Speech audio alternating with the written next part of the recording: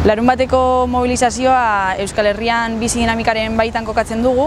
Ernaitik, kurtso hasieratik daramagu dinamika hau lantzen eta bertan prekarietatearen inguruko lanketa orokorra egiten dugu.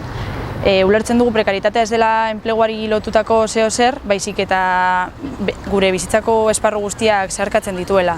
Hezkuntza sistema, kontsumo eta aisialdi eredua, etxe bizitza, adibidez Bilbon 8.000 etxe huts ditugu, horietako erdia baino gehiago 2016tik daude hutsik eta gazteok emantzipatu ezinean gabiltza. Kontsumo eta aisialdi ereduarekiko ikusten dugu zelan PNV-ren udaletxeak makroebentoak ekartzen dizkigun Bilbora, hiritarrak alde batera utziz eta turistak kokatuz lehen lerroan, eta nola horrek gazte prekarietatean baino ez duen sakontzen.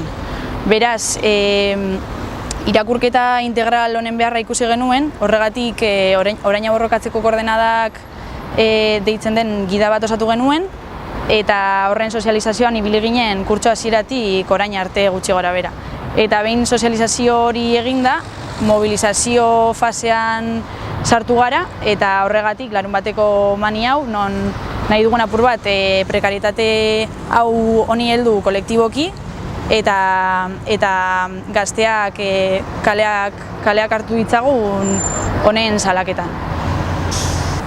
Esan bezala, prekarietatea gure bizitzako hainbat esparru gurutzatzen ditu, beraz, dei egiten diogu prekarietate hori era batean edo bestean jasaten duen edozein gazteri larunbateko mobilizazioan parte hartzera.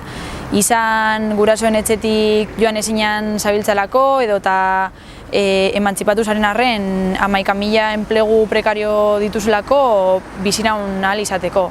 Edota emakume eredu estereotipo zurrun horietan sartu ez izanagatik zapaldua sentitzen zaren neska gaztea bazara.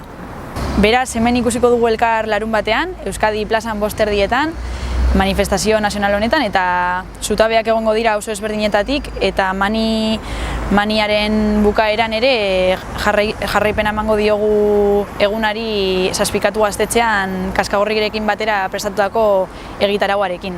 Eta animatu parte hartzera eta goazen prekarietateari era kolektiboan aurre egitera.